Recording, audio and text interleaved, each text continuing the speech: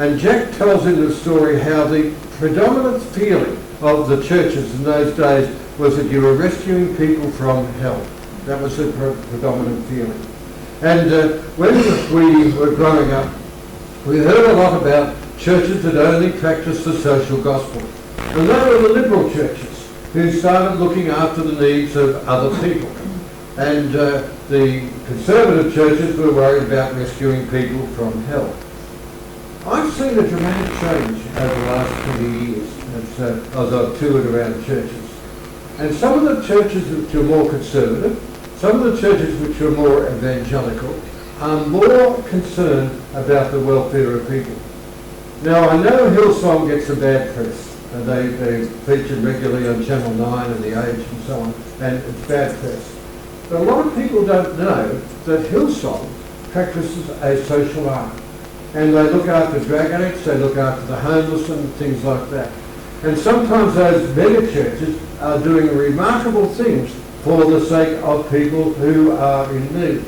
And the churches that practice social gospel, this is a very sad story, have shrunk in size. They still do it, they still have a welfare arm, they're still working hard, but sometimes you find there are more people involved in the welfare arm than what attend church. And it's been a dramatic change. And I thank God for the fact that the total church has a regard for the poor and for their welfare. I remember visiting a church in Los Angeles, a church that John Wimber founded, and it was a huge church, and they showed us around, and they showed us the warehouse, and it was full of food, and they had a forklift trucks running around all over the place, and it was for the poor. It was distributed for the poor. And John Wimber said, if you cannot feed the poor, do not call yourself a vineyard church. And is that how he saw how important it was to be the Good Samaritan? Love in action. Now, when we start thinking about that, when we start talking about, if you like, the poor and the needs, we start treading on the political grass. And that's something that churches have avoided in the past. And we need to do that. There are times when we need to be making political type comments, and I'll mention a few guys who could do that later on, and sort of denounce in a prophetic way some things that we disapprove of. One thing that was mentioned in our small group this week, it was very interesting, was disapproval of wellness in the church. People who focus on their own personal needs. People who love to sit under a gum tree praying for hours but don't give a fake fig about the rest of the world. And when we see that, this sort of devotional aspect, very important. It's a part of my life, part of Marge's life, it's part of your life. But when it becomes our sole aim, just sort of us and God, we forget about the people out there. And then we've got the Samaritan.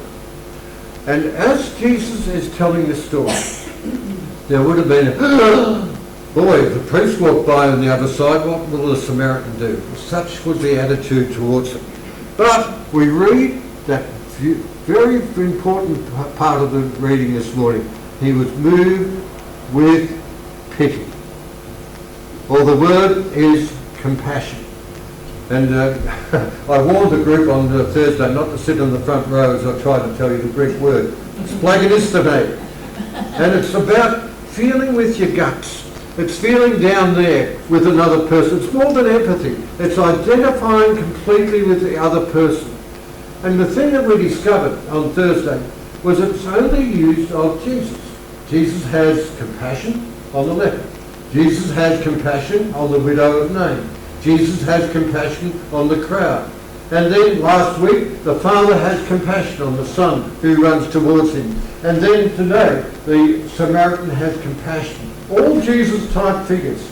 And it tells us that Jesus has this ability to understand where we're at. He understands what we are like.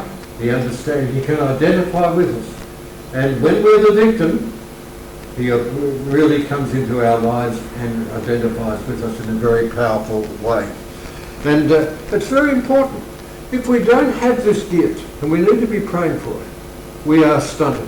Goldman wrote a book, Emotional Intelligence, and he put it on the map in the early 21st century.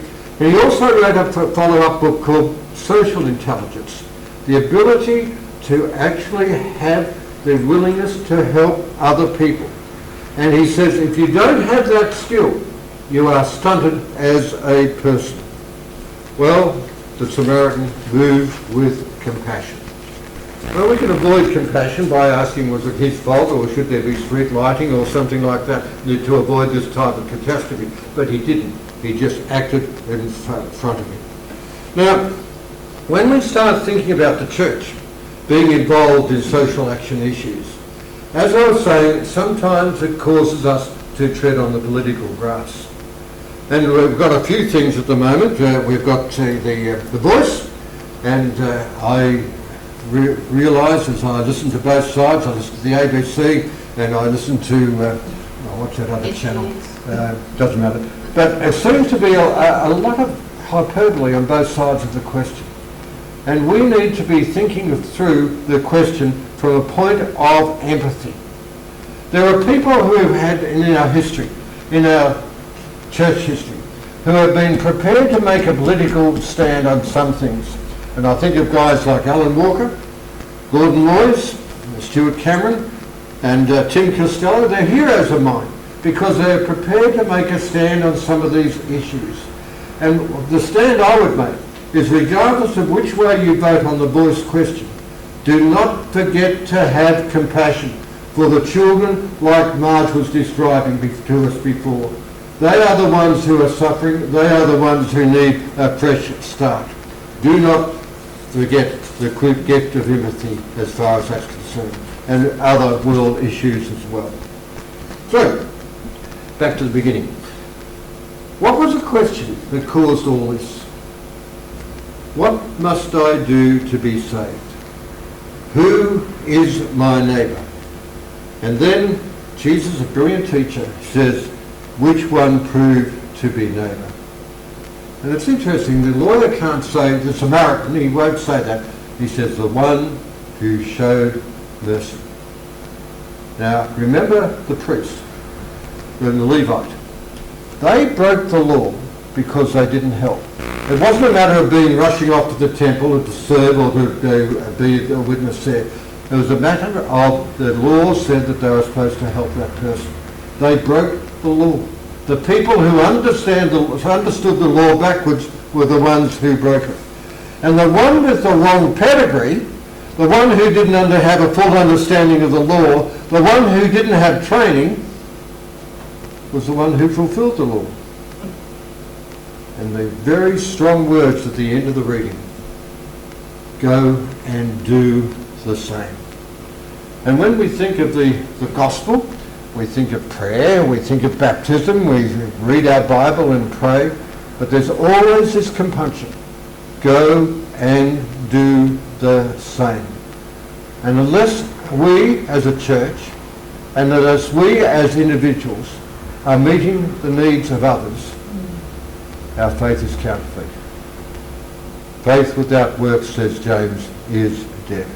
And we're missing out on the greatest joy in life of making a difference.